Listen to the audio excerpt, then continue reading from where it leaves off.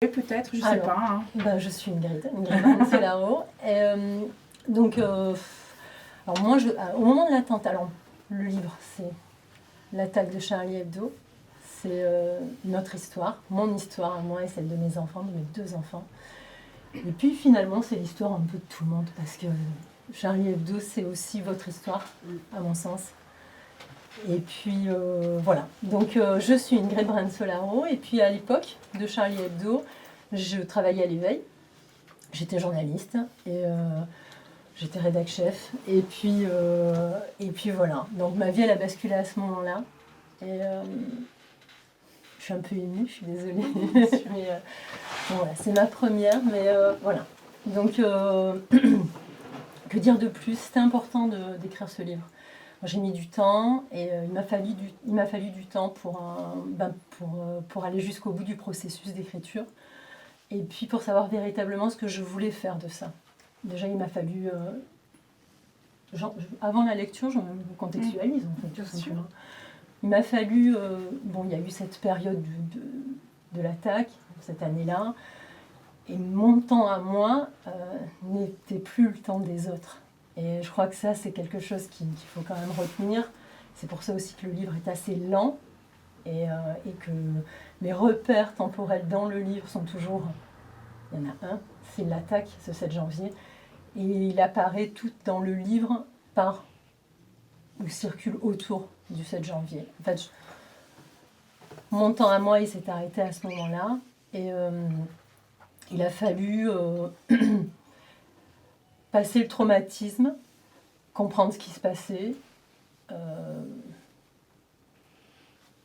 se réveiller du choc. Et moi, ça m'a pris 6 ans, 7 ans. Et puis, ce que je raconte, c'est donc cet état-là de sidération, ce chagrin. C'est la violence. Et c'est aussi... Parce que parler de l'attaque et de la mort de Franck et de la mort de ces personnes-là, donc Franck, mon mari, le père de ma fille, mais... et puis, parler de l'attaque, parler de la mort de Franck et parler de la mort des dessinateurs de Charlie Hebdo, et d'une psy, d'une correcteur, enfin de toutes ces victimes, c'est aussi parler, et c'est essentiel de le faire, du vivant, de la vie, et de ce qui pousse nous, victimes par ricochet, nous, victimes indirectes du terrorisme, ces familles endeuillées qui restent, qui doivent vivre avec ça, ce qui pousse à les faire continuer, ce qui pousse à vivre. C'est ce que je raconte dans le livre.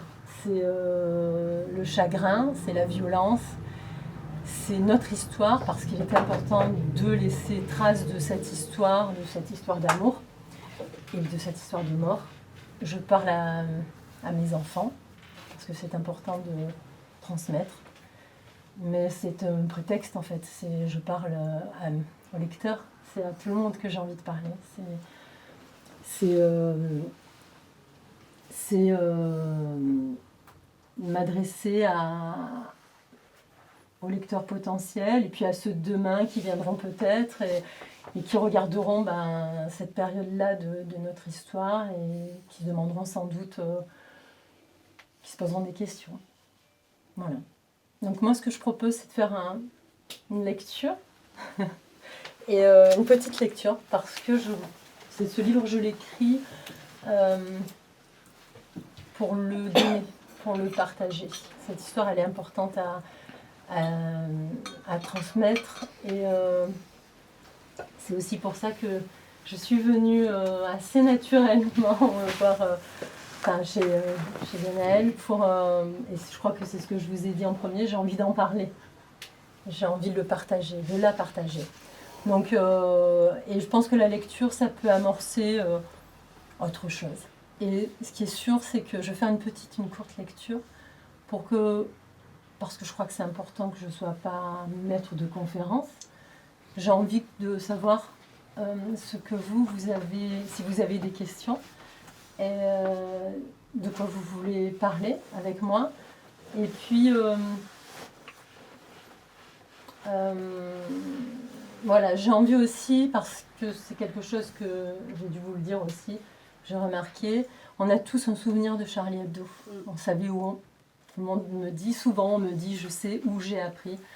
Nous étions en réunion, on en a parlé, enfin, bon, et j'ai envie de savoir, vous, ce qui vous reste de ça, et s'il reste quelque chose, parce que c'est surtout aussi un livre pour ne pas oublier ce qui s'est passé. Voilà. Donc j'y vais. J'ai pas l'habitude. Hein. Et autre chose, je voulais m'excuser préalablement parce que j'ai un vieux strabisme qui ressort. Je pense que c'est le coup, le contre-coup en fait. Donc voilà, il y a par moments des lignes qui se mélangent, mais ce sera lent. Ici, on est dans un endroit où oui, on se sent bien. Je suis pas endroit inquiète. Bienveillant. Merci. Un endroit où on ne juge pas. Voilà. Très bien. Alors Jamais. Ça me va bien. Voilà. Après la tuerie, la désolation et le néant nous reconduisent sans cesse au seuil de cette salle à contre-temps, à contre-courant de la réalité. Nous revenons malgré nous dans l'embrasure de cette porte, à l'instant précis où le massacre s'achève. Nous n'y étions pas, nous n'y serons jamais, et pourtant nous y sommes encore, toujours un peu. Nous y revenons par saccades, à divers moments imprévisibles de notre existence, toujours terrifiés, toujours sidérés, toujours meurtris, toujours détruits. Nous sommes les absents survivants. Nous subissons sans avoir été présents. Nous sommes touchés, blessés, endommagés, sans avoir été atteints par les balles, sans avoir été physiquement au milieu des autres, sans avoir entendu retentir les premières détonations, sans avoir ressenti la peur de mourir. À l'abri, loin de la rue Nicolas Appert, nous n'avons pas vu les deux assaillants entrer. Nous n'avons pas entendu les injonctions débilitantes, les salves, les cris. Nous n'avons pas vu gicler le sang, les visages explosés. Nous n'avons pas vu le sang gicler, les visages explosés, les membres arrachés. À ce moment-là, ce mercredi 7 janvier 2015, nous n'avons pas ressenti l'effroyable peur de mourir. Pourtant, depuis, nous n'avons cessé de connaître l'effroi, d'imaginer la peur. C'est ça être victime par ricochet. Avec le temps, l'horreur du massacre devient une amertume en fin de bouche, un goût de bile âpre qui déchire les tissus internes, une appréhension, une perte de confiance, une mésestime, une crainte, un rêve agité, un mal-être, une peine latente, omnipotente, qui s'amoindrit au fil des jours. Puis un mot anodin, un tout petit rien, un discours, un article, une référence, une question, une parole, une date, une commémoration, ranime le mal. Le monstre ressurgit alors. Il nous attrape à la gorge, serre et ne lâche pas. Il veut nous étouffer.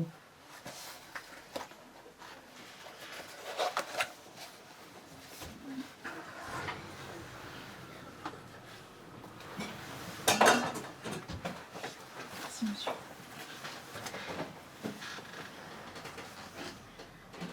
À chaque attaque, mes yeux se ferment malgré moi. Mes pensées se précipitent vers eux, vers ceux qui viennent de mourir, vers ceux qui viennent de survivre, vers ceux qui restent à jamais avec l'absence. Je ne m'y habitue pas et je refuse de m'y habituer.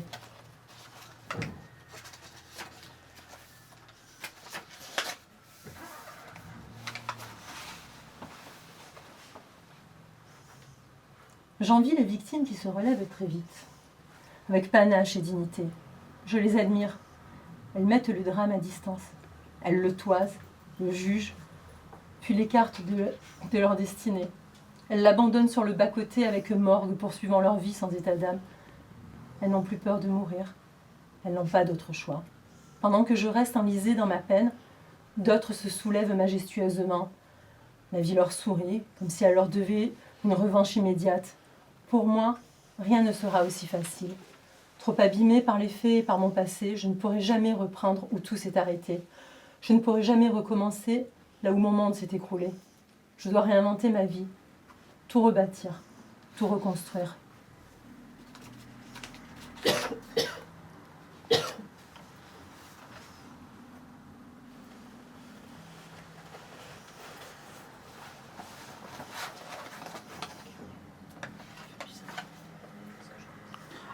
Comme vous voulez, je sais pas. C'est des morceaux choisis, donc c'est une suite, comme une évolution de l'état. J'en viens au lien que j'entretiens avec la nature, avec mon jardin. Rien n'y est vain.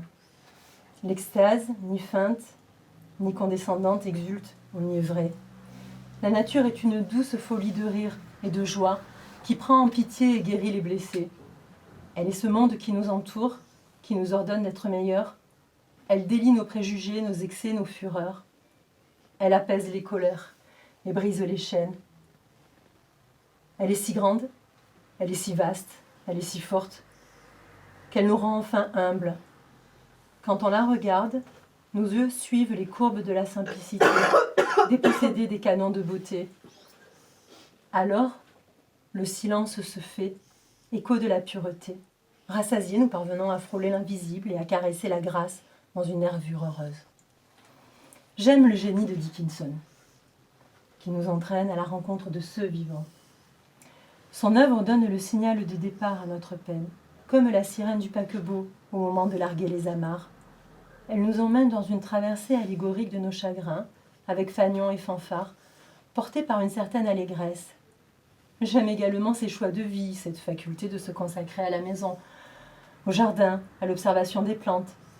Je respecte sa réclusion, la mise en suspens du foisonnement des autres, le choix de poursuivre son existence dans une dimension de soi à soi. Émilie, c'est surtout un questionnement.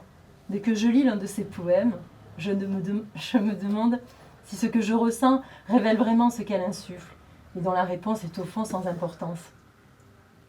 Ce qui m'émeut, me transporte et me soigne, c'est sa façon d'être au monde. Elle révèle un choix conscient d'isolement et de création, qui lui permet de voir uniquement les alanguissements du monde, ses repos tranquilles, plutôt que ses tempêtes.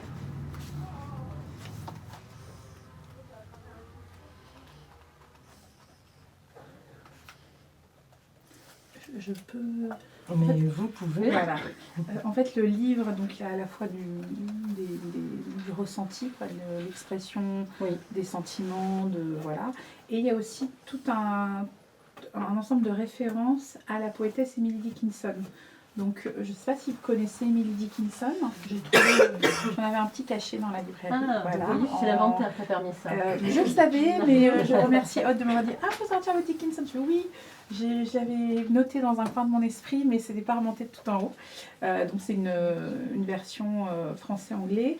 Et c'est une poétesse, alors j'ai noté cette date du 1830-1886, hein, qui vivait dans l'État du Massachusetts, sur la côte Est aux États-Unis, et qui vivait...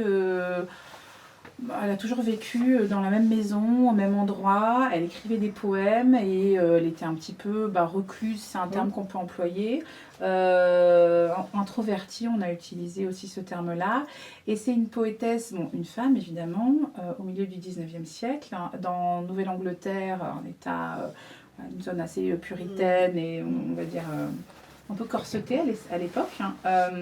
Et très peu de ses poèmes ont été publiés de son vivant, une poignée. Et elle en a écrit pendant sa vie 1800. Donc c'est une prose extraordinaire en fait. Hein.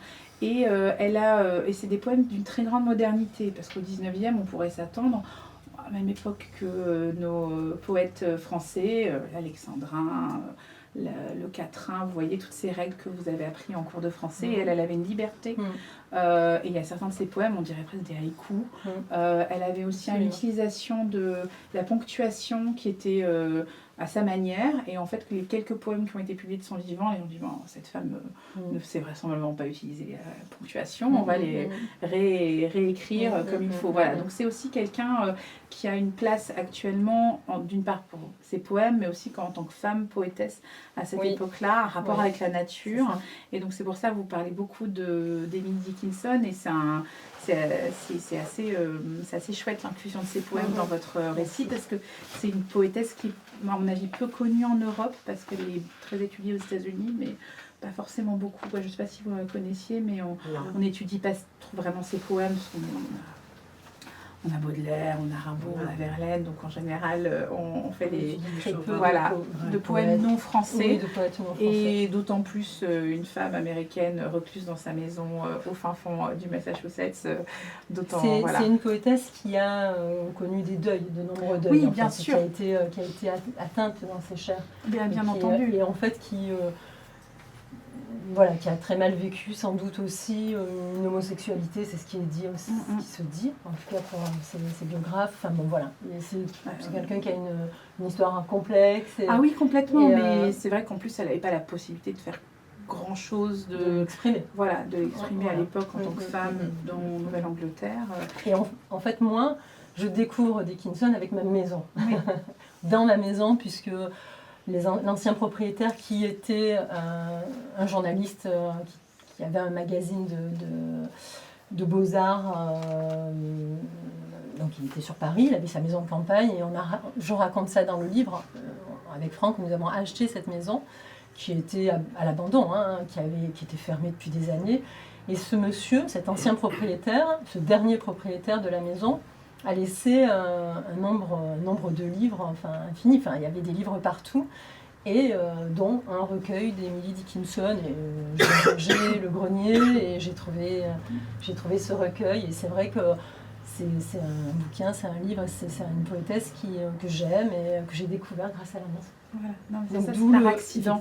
Par accident, Ouais. c'est exactement ça. Et depuis, donc, j'ai lu pas mal d'ouvrages sur son histoire. C'est vraiment quelqu'un qui me passionne et qui écrivait très bien. Et au-delà de la ponctuation, il y avait aussi les majuscules qui caractérisaient son écriture. Tout à fait. Puisqu'elle a une utilisation des majuscules à l'intérieur même des vers.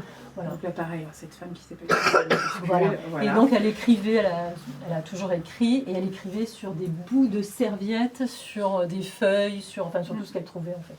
Sur du linge, et voilà. Ouais, c'est des poèmes, même si vous avez l'occasion d'en lire. Il y en a plusieurs dans le texte très beau. Il y en a plusieurs, mais en effet, c'est difficile moderne. Oui, et c'est difficile de les choisir. Oui, complètement. Voilà. Donc, mais voilà, on peut arrêter là. Vous voulez continuer la lecture ou pas? Je sais pas. C'est vous qui décidez. Voilà, je livre ça. Moi, j'ai bien envie de vous entendre maintenant, en fait. Est-ce que vous l'avez lu, ce livre? Est-ce que quelqu'un l'a lu, Apologie du vivant? Je vais lire ma stagiaire. Ah oui. Alors, est-ce que vous avez envie de me dire ce que vous en avez pensé et ce qui ressort de tout ça? Si vous avez des questions. J'étais très ému, bien sûr, à la lecture de ce livre, parce qu'on se projette au cœur de l'événement. Et puis, j'étais subjugué par ta force de résilience. C'est quand on a vécu un tel drame, comment peut-on se remettre debout, quoi, et puis continuer à vivre, à rebondir.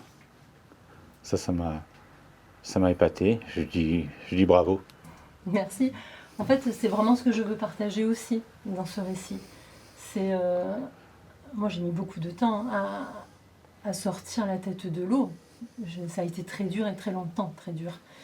Mais c'est pas un mode d'emploi, c'est en tout cas ma façon, ce qui m'a, moi, permis d'aller mieux. Ça a été ce lien avec la terre, avec la Normandie, mais avec ma terre, mon jardin.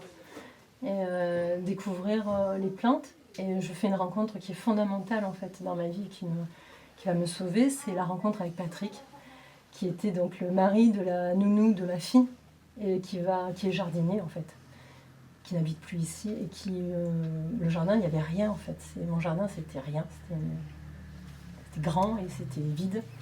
Et c'était triste et c'était pas trop entretenu.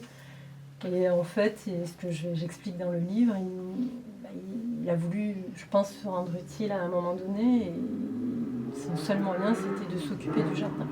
Donc il vient me voir, ça devait être quelques jours après le drame, il me ramenait à la maison. Et après une dure journée, et il m'a proposé de s'occuper du jardin. Et en fait, voilà, tout commence là.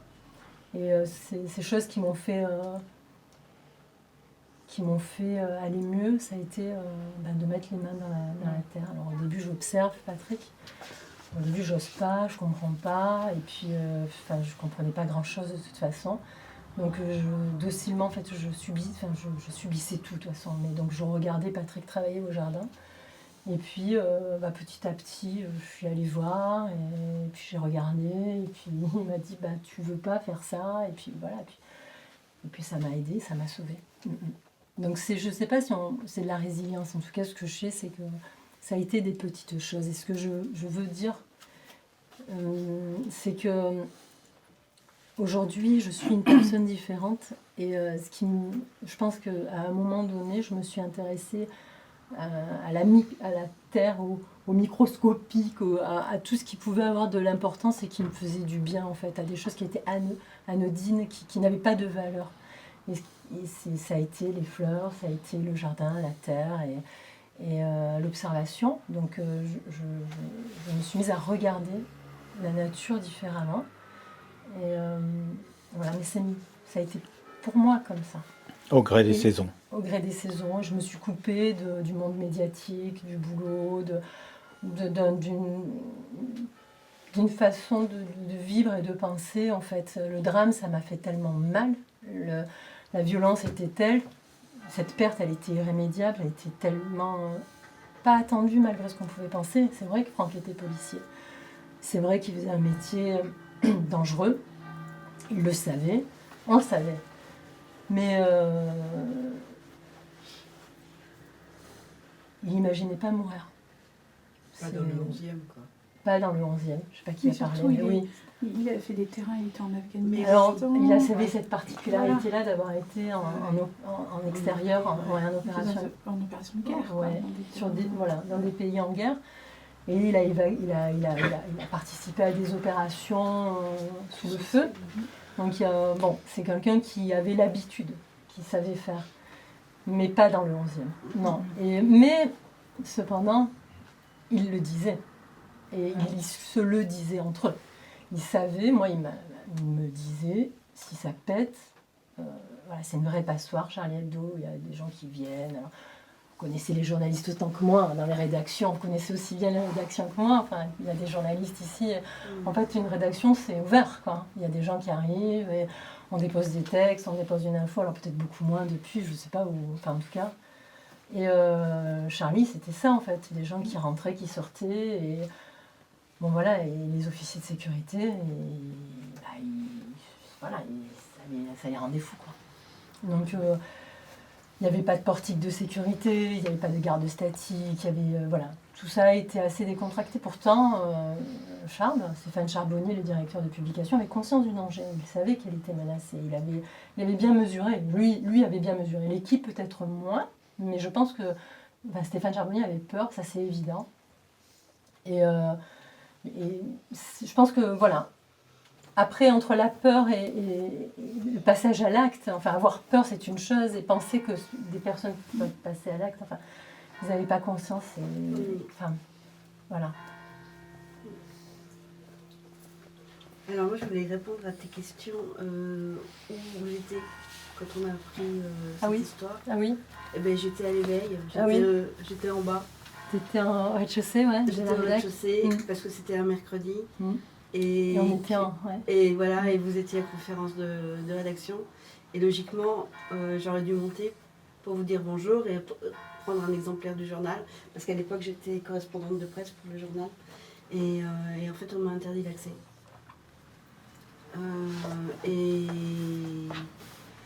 Et la deuxième question, c'était est-ce que j'ai lu quelque chose en plus de toi ? C'est il y a 4 ou 5 ans, j'ai lu Coco, Dessiner encore, qui est une très très belle BD là-dessus. Et elle l'a dessinée une fois, Franck.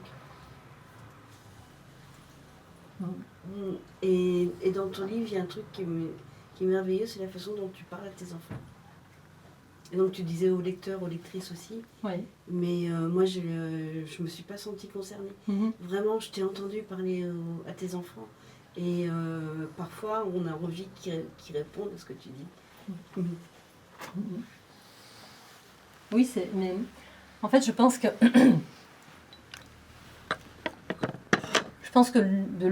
c'est compliqué de transmettre à une enfant cette histoire-là. c'est compliqué pour mon aîné de faire face au moment des faits, c'est très compliqué pour les enfants. Mais il y a quelque chose qui a été, qui s'est révélé, c'est que moi j'ai vu des enfants plus forts que les adultes en fait. Que moi, mes enfants étaient plus forts que moi, mais ils ont été aussi plus forts que les collègues de Franck. J'en ai vu certains s'effondrer, et mes enfants continuent en fait. Et la vie pour eux continue.